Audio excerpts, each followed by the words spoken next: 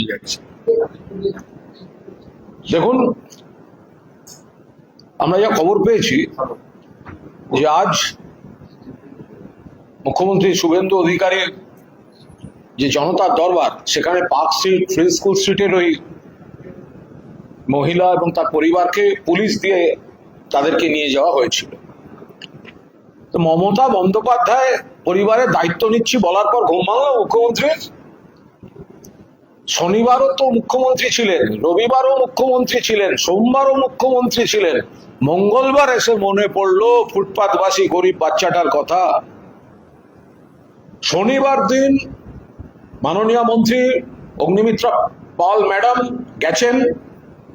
ফুটপাত পথচারীর জন্য থাকুক আমরাও সমর্থন করি, সাফ করা হোক আমরাও সমর্থন করি, কিন্তু আমাদের মতো আর্থসামাজিক কাঠামোর জায়গায় একটা মানবিক মুখ থাকা উচিত। সেখানে একটা বাচ্চা ফুটপাতবাসী, তার দুধ গরম হচ্ছিল, তাকে যেভাবে ধমক দিয়ে হুমকি দিয়ে, বাচ্চার এটা কি দুধ কেন গরম হচ্ছে, আর বাচ্চার, আরে গরিব কেউ শখ করে হয় না। ফুটপাতে যে বাচ্চা দুধ ফোটানো হয় সেটা কেউ শখ করে ফোটায় না।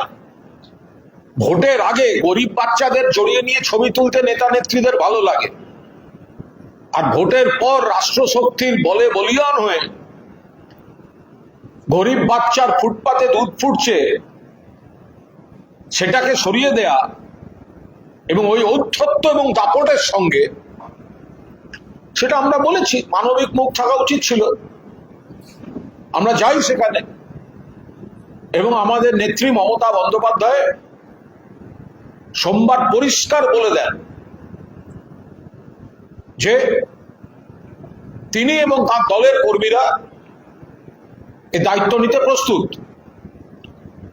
এর জন্য কিছু সরকারি ব্যবস্থা আছে, মমতা বন্দ্যোপাধ্যায় নিজেও সেই সমস্ত ব্যবস্থাগুলো করে গেছিলেন।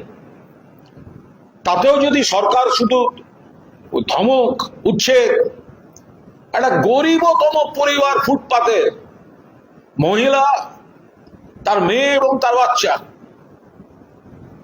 তাদের এই পুলিশ দিয়ে উচ্ছেদ করার হুমকি, মমতা বন্দ্যোপাধ্যায় বলেন তিনি দায়িত্ব নেবেন। যেই মুহূর্তে মমতা বন্দ্যোপাধ্যায় দায়িত্ব নেবেন বলেন, তাদেরকে তুলে এনে মুখ্যমন্ত্রীর জনতার দরবারে নিয়ে গিয়ে এখন বলা হচ্ছে তারা সব ব্যবস্থা করবেন। প্রথম দিন বলেননি কেন?